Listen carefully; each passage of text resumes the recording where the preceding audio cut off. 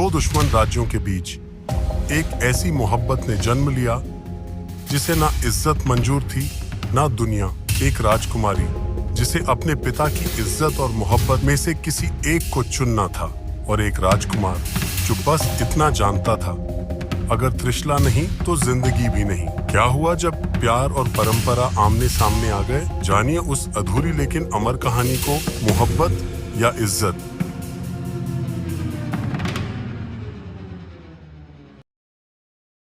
बहुत पहले की बात है। दो राज्य था। दोनों राज्यों, राज्य वर्धन और राज्य शौर्य के बीच सदियों पुरानी दुश्मनी थी। दोनों के राजा अपनी प्रजा के लिए आदर्श थे, लेकिन एक दूसरे से इतनी नफरत करते थे कि मौका मिलते ही एक दूसरे को मिटा देना चाहते थे। राज्यवर्धन के राजा महाराजा वीरेंद्र के 3 संतान थे, युवराज वीर, राजकुमार आदित्य और एक पुत्री थी, राजकुमारी त्रिशला। वहीं दूसरी ओर राज्य शौर्य के महाराजा रुद्राक्ष का केवल एक ही बेटा था, युवराज आरव। दोनों राजा अपने बच्चों से बेहद प्रेम करते थे, लेकिन पुरानी रंजिश ने कभी उन्हें एक दूसरे से मिलने नहीं दिया। एक दिन त्रिशला अपने भाइयों के साथ शिकार के लिए जंगल गई थी। वहीं आरव भी अपने मित्रों के साथ शिकार पर आया था। एक शांत तालाब के किनारे दोनों की पहली मुलाकात हुई। त्रिशला अपने घड़े में पानी भर रही थी जब आरव की निगाह उस पर पड़ी। उसकी सुंदरता, उसकी मुस्कान और उसकी आंखों की मासूमियत ने आरव को बांध लिया। त्रिशला भी आरव की गंभीरता और उसकी आंखों में छुपी शालीन शक्ति से प्रभावित हुई। तब आरव ने पूछा, तुम कौन हो और यहाँ अकेले क्या कर रही हो? तुम्हारा नाम क्या है? त्रिशला मुस्कुराकर बोली, तुम मुझे त्रिशा बुला सकते हो। फिर आरव ने भी अपना नाम बताया। उन्हें लगा यह एक सामान्य मुलाकात है, पर किस्मत को कुछ और मंजूर था। दोनों वहां से चले जाते हैं। पता ना किस्मत को क्या मंजूर था। उस मुलाकात के बाद दोनों की बातें और मुलाकातें बढ़ती गईं। कभी बाजार में, कभी किसी छोटे मंदिर में, तो कभी फूलों से भरे बाग में। हर पल, हर बात के साथ दोनों का दोस्ती गहराता गया, या शायद ये दोस्ती से भी ज्यादा कुछ था। रात का समय था। त्रिशला अपने कमरे के बेड पर लेटे मुस्कुरा रही थी। तभी वहां उसकी बचपन की दोस्त कल्याणी आई। उसकी मुस्कुराते हुए चेहरे को देखते ही बोलने लगी, कौन है वो राजकुमार जिसकी वजह से राजकुमारी त्रिशला के चेहरे पर हंसी दिख रही है? ये सुन के त्रिशला चौंक के खड़ी हो गई और बोलने लगी, कोई नहीं, मैं तो बस ऐसे ही हंस रही थी। लेकिन कल्याणी उसकी बातों को नजरअंदाज करते हुए बोल पड़ी, अब मुझसे तो मत छुपाओ, क्या पता तुम्हारी इस मोहब्बत की रास्ते में कुछ मदद कर दूं? तो ये सुन के त्रिशला कल्याणी को सब बता दी। दोनों हंसने लगी। दूसरी ओर आरव भी त्रिशला की मोहब्बत में गिरफ्तार हो गया था। वो दिन रात बस त्रिशला को सोचते रहता, और उसने मन में सोचा कि उसे अपनी दिल की हाल त्रिशला को बताना चाहिए, इससे पहले कोई और उसे ले जाए। अगले दिन वो उसी जंगल में गए जहां वो पहली बार त्रिशला से मिला, ये सोच के कि शायद त्रिशला उसे वहां मिल जाए। और खुशकिस्मती से त्रिशला वहां पहले से ही मौजूद थी, क्योंकि वो राजा से बोल के आई थी कि वो अपने दोस्त के घर जा रही है, और वो जंगल में आ गई। त्रिशला को वहां देख के वो अंदर ही अंदर समझ गया था कि ये मोहब्बत एक तरफा नहीं है। कहीं ना कहीं त्रिशला भी मुझे पसंद करती है। फिर वो त्रिशला के पास जाके बैठ जाता है। वो पहले तो डर जाती है, फिर आरव को देख के उसके चेहरे पर खुशी आती है। आरव बिना बहने बनाते हुए बोलता है, त्रिशा, तुम्हारे बिना अब जीना मुमकिन नहीं। तुम मेरी हो, सिर्फ मेरी।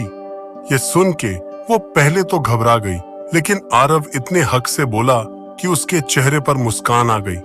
त्रिशला ने नजरें झुकाईं और बोली, मैं भी तुमसे प्यार करने लगी हूँ, मैं भी तुम्हारे साथ रहना चाहती हूँ। दोनों की इकरार के बाद वो छुप छुप के मिलने लगे। एक दिन त्रिशला झूठ बोल के बाहर जाती है कि वो अपने दोस्त के घर जा रही है, और वो आरव से मिलने चली जाती है। पता ना कहां से त्रिशला के भाई युवराज वीर भी उसी जंगल में जाता है। फिर उसकी नजर आरव पर पड़ती है। आरव अकेले नहीं था, त्रिशला भी वही उसके साथ मौजूद थी। वीर ने पहचान लिया। गुस्से में आग बबूला होकर वह आरव पर टूट पड़ा। तलवारें खिंच गईं। त्रिशला बीच में आ गई और दोनों को रोक दिया और बोली, भाई रुक जाइए। भाई सुन के आरव चौंक गया। और हैरान भी उसे मालूम नहीं था कि त्रिशला वीर की बहन और उसकी दुश्मन है। वो चुपचाप वही जमा रहा। दोनों के दिल चकनाचूर हो गए। आरव की आंखें छलक उठी, लेकिन वो कुछ कह न सका। वीर ने त्रिशला को वहां से पकड़ के राजा के सामने किया और क्रोध से बोला, त्रिशला, दुश्मन के बेटे के साथ यह तुम्हारी हिम्मत कैसे हुई? ये सुन के महाराजा वीरेंद्र तो तिलमिला उठे। उन्होंने त्रिशला को उसके कमरे के अंदर बंद करवा दिया। फिर वो अपनी बेटी के कमरे में गए। आंखों में आंसू लिए बोले, बेटी, तूने मेरी इज्जत का सौदा कर डाला। त्रिशला पिता के चरणों में गिरकर बोली, पिताजी, मैं आपसे बहुत प्यार करती हूँ, पर मैं आरव से भी मोहब्बत करती हूँ। मुझे माफ कर दीजिए।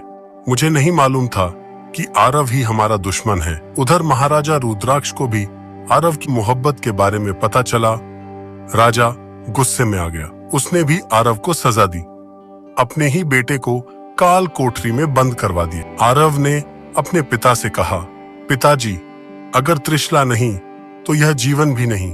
ये सुन के वो थोड़ा घबरा गए। जब वीर ने अपने भाई को बताया कि उनकी बहन दुश्मन राज्य के युवराज आरव से मोहब्बत करती है, तो उनका गुस्सा ज्वालामुखी की तरह फूट पड़ा।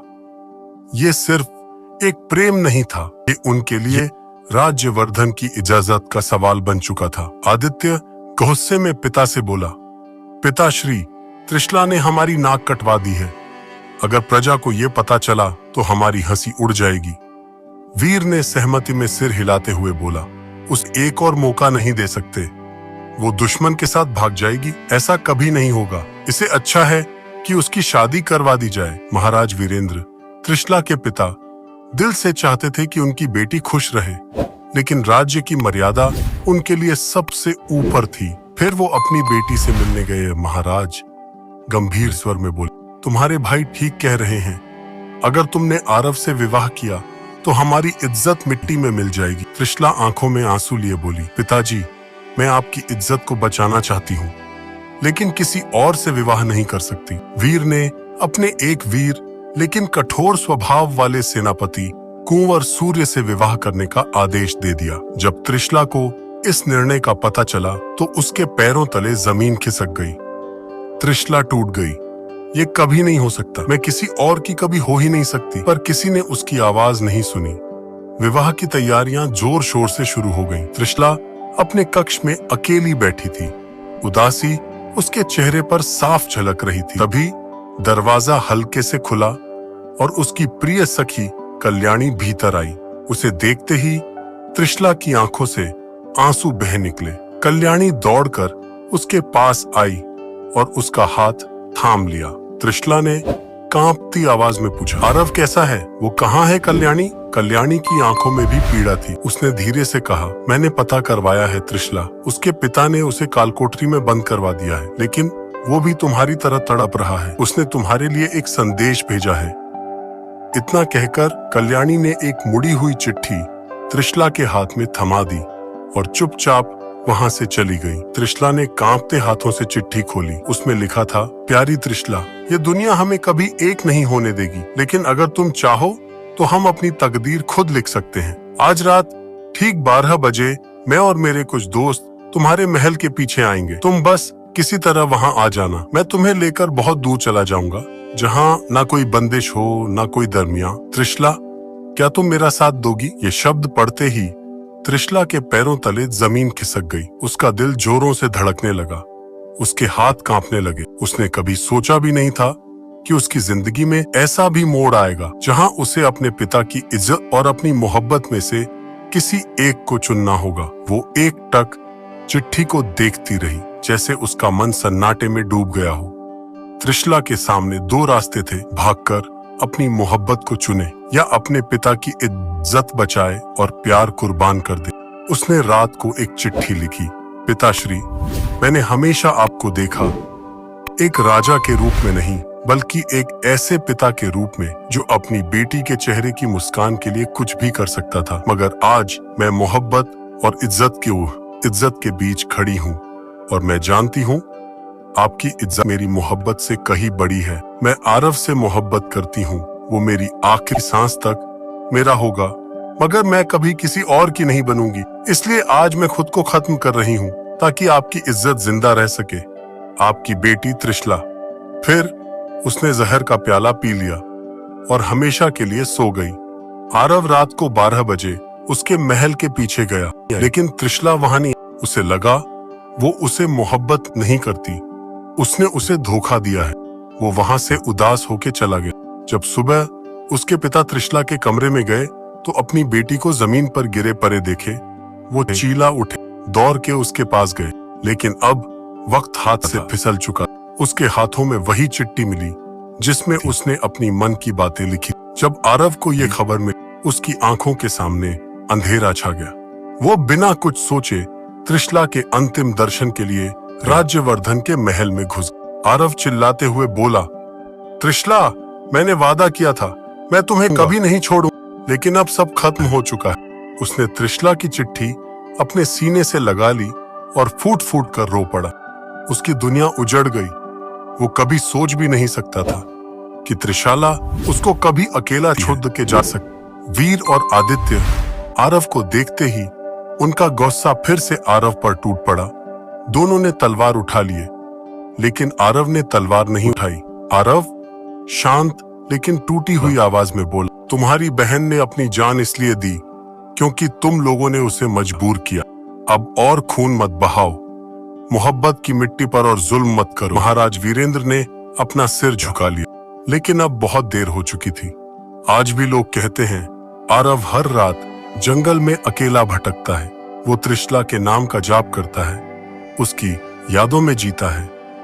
हर रोज उसकी याद में एक नई मौत मरता है। मोहब्बत जीत गई, लेकिन इसके नाम पर एक मासूम दिल हार गया। मोहब्बत या इज्जत एक अधूरी लेकिन अमर कहानी। अगर आप त्रिशला के जगह होते तो आप किसको चुनते? कमेंट्स में अपनी राय जरूर बताएं और वीडियो अच्छी लगी हो तो लाइक और चैनल को सब्सक्राइब जरूर करें।